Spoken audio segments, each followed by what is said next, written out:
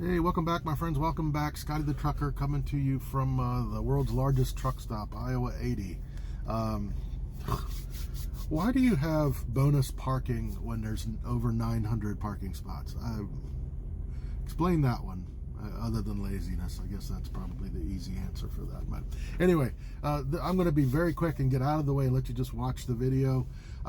This one was exciting to me. I don't know if the video footage, if it was just video footage, it would not be overly spectacular. It just looks like any one of 100 towns in America.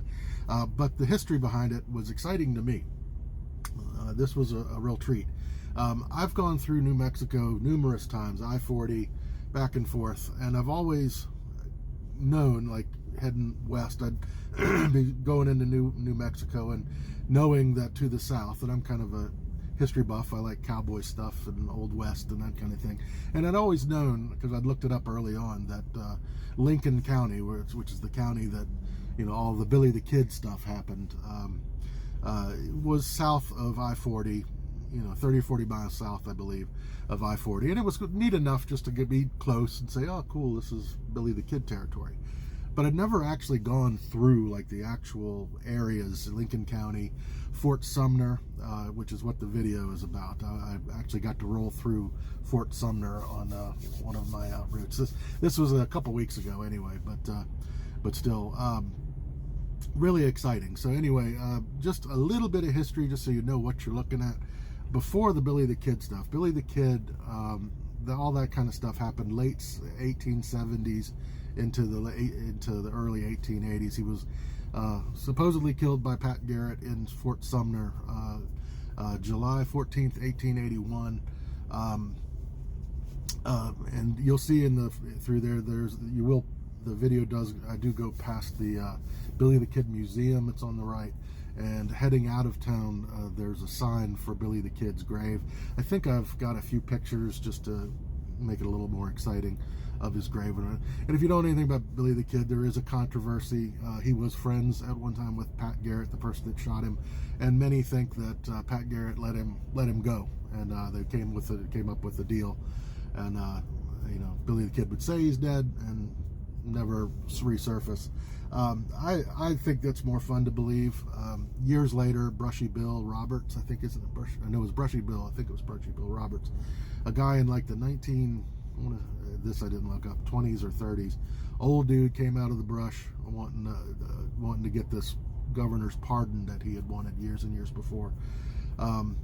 Ultimately, I think he was discredited, but he if you look at his story at all, he had a lot of knowledge of the Lincoln County War, a lot of Billy the Kid knowledge, and he had gunshot wounds and scars and things like that did match up pretty closely to Billy the Kid. So I think it's fun to believe that Brushy Bill was Billy the Kid. Regardless, kind of cool to go through Fort Sumner. A little other bit of history that I didn't know when I was looking this up. Before the Billy the Kid stuff in the 1860s, there was an event called the Long Walk. It's very similar to, most people have heard of the Trail of Tears. That happened earlier than that, it was like the 1830s, 40s, 50s, I think. The Trail of Tears is the more notable one. They both were very similar, but you've heard of Trail of Tears, but most people haven't heard of the Long Walk. But anyway, both were efforts for the U.S. government to kind of wrangle up the Indian tribes and manage them by moving them onto reservations and things like that. And the Trail of Tears was notable. They moved miles and miles and miles. Lots of Indians died. And the Long Walk, which happened further west, the Indians were wrangled up. Actually, they sent Kit Carson out first to kind of wrangle up the Indians, and in doing so, he kind of went scorched earth and apparently was pretty brutal with them. But then once they finally got them together and they moved them to that area where Fort Sumner is. It was called Bosque Redondo Indian Reservation.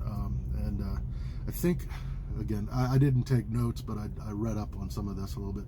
It sounded like as many as 10,000 were moved in the surrounding states and moved across country to Bosque Redondo, and I think 3,500 of them died in en route. So that also happened right in the area around, in and around Fort Sumner. So anyway, I'm going to get out of the way, let you enjoy the rest of the video.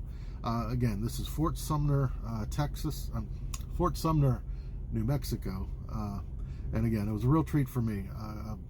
If you're, Gen Xer, some of my favorite movies are the two Young Gun movies. And after reading up on this, they followed it fairly closely. Not exactly historically accurate, but for the most part, pretty accurate from what I read. So enjoy. I'll talk to you guys soon. Bye-bye.